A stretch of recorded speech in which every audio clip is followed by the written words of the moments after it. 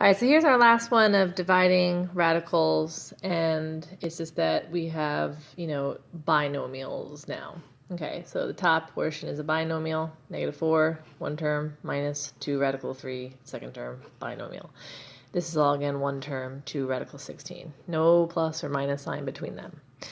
All right, now, these kind of look a little scary, but I do want to point out, from time to time, they do catch you a little break. We have radicals, and that's why it's again called dividing radicals. And the issue again is we can't never have a radical in the denominator, the bottom portion. However, I want you to look at that number. Radical 16, square root of 16.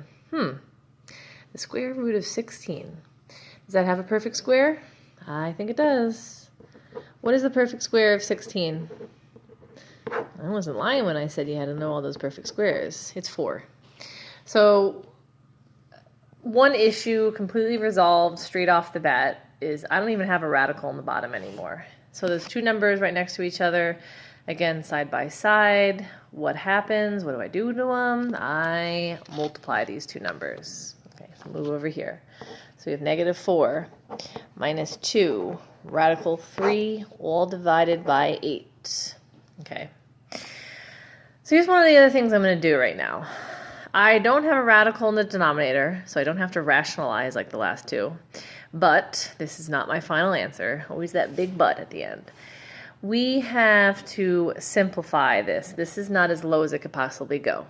Okay, I want to look at these numbers out here, outside the radical. -4, -2, and 8.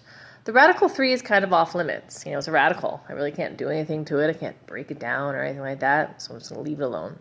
Okay. So just these three numbers out here. Are they all divisible by something? I mean, could they lower themselves down to something lower? Yes. They're all divisible by 2. So it's -4 divided by 2? -2. What's -2 divided by 2? -1. Radical 3 is not going to change. I mean, that's something that's going to be set in stone for a while. And last but not least, 8 is also divisible by 2. And that becomes 4. So this is as low as we could possibly go. I don't have to rationalize there, and that kind of sums up dividing radicals. So this week again, you have two homeworks that are separate from each other because it's multiplying and dividing. Review, and then you have your tests, which again will be the following Monday.